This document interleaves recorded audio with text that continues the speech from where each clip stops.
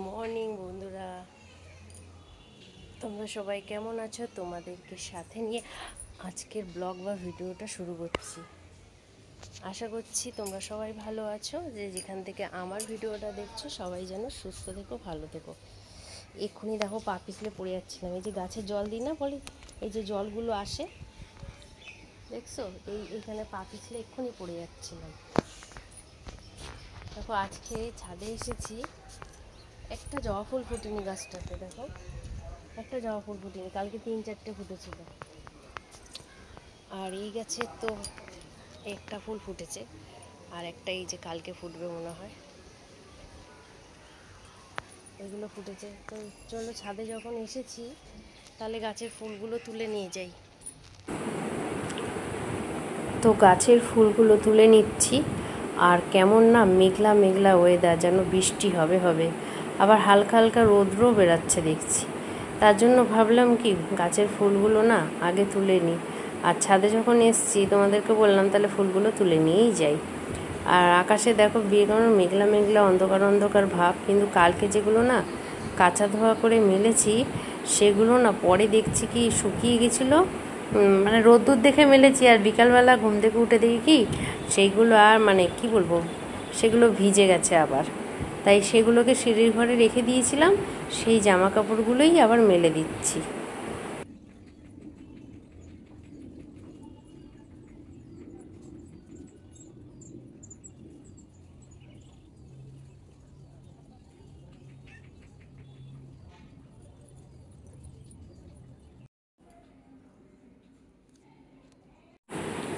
আর এই যে হাজারিদুয়ারে গেছিলাম তখন মানে রাতে বাড়ি ফেরার সময় ট্রেনের মধ্যে এই মৌসুমি লেবু উঠেছিল আর কলা উঠেছিল। তা মৌসুমি লেবু 10টা 50 টাকা দিচ্ছিল, তাই কম দাম পেয়েছি বলে নিয়ে নিয়েছি। আর কাঁঠালি কলা 7টা 20 টাকা দিয়েছে, বাজারের থেকে অনেকটা কম দাম বলে নিয়ে নিয়েছি। আর আজকে শ্বশুর সকালবেলা বাজার দিয়ে দেখো কাঁঠাল নিয়ে এসছে, মনে হয় 1 কেজি মতন হবে খাজা কাঁঠাল।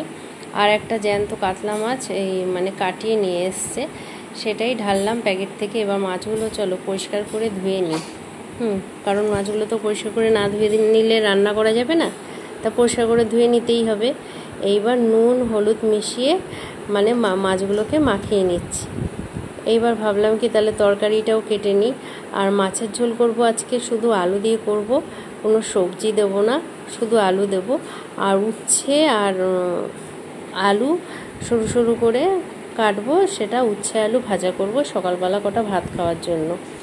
তারপরে দেখো তেলটা গরম হয়ে গেছে, তেল গরম হয়ে গেছে, তার মধ্যে এক এক করে মাছগুলো ছেড়ে দিচ্ছি। সব মাছ ধরবে না যেহেতু ছোট কড়াই, তাই 4 পিস প্রথমে ভাজছি, আর 4 পিস থাকলো সেই 4 পিস পরে ভাজবো। মাছ ভাজাও হয়ে গেছে প্রথমে 4 পিস, সেটাই এক এক করে তুলে নিলাম। আর ওপাশে দেখো আর একটা কড়াই বসিয়ে দিয়েছি, দেখতেই পাচ্ছ। সেই কড়াইটা তেল দিয়ে দিয়েছি, গরম হয়ে গেছে, ওর মধ্যে উচ্ছে আর আলুটা ছেড়ে দিলাম। আর এইদিকে মাথা লেজ আর একটা মাছের পিস ছিল সেটা এপাশে দিয়ে দিয়েছি। দেখো উচ্ছে ভাজাটাও হয়ে গেছে, সেই উচ্ছে আর আলু ভাজাটা তুলে নিচ্ছি। আর আমার না তেতো খেতে খুব ভালো লাগে, নিম পাতা হোক যাই হোক, তেতো যে কোনো জিনিসই হোক না কেন, তেতো আমি নিম পাতা না কাঁচাও চিবিয়ে খেয়ে নিতে পারি। কাঁচা চিবিয়ে খেয়ে আমি জল খেয়ে নিতে পারি, কোনো অসুবিধা হয় না। রান্নাবান্না শেষ, তারপর দেখলাম শ্বশুর পাম্পটা চালিয়েছে, তারপরে একদম জল ভরে নিলাম। ট্রেনে করে কলা আর এই কি তোমাদের দেখালাম, কলা আর সবাই মৌসুমি লেবু উঠেছিল তাই কিনেছি। তা কাঁঠালি কলা, সব কলার মধ্যে কিন্তু কাঁঠালি কলা খুব উপকার, কাঁঠালি কলা খাওয়া। তা আমি ফেভার করি, মানে কাঁঠালি কলাটাই আমি পছন্দ করি। তা রেখে দিয়েছিলাম কালকে, একটু নরম না হলে খাওয়া যায় না। তা আমি এখন বসে বসে এই কলাটা খেতে থাকি। আর যারা এখনও আমার চ্যানেলটাকে সাবস্ক্রাইব করোনি তারা আমার চ্যানেলটাকে সাবস্ক্রাইব করে নাও। আর আমি মজা করে বসে বসে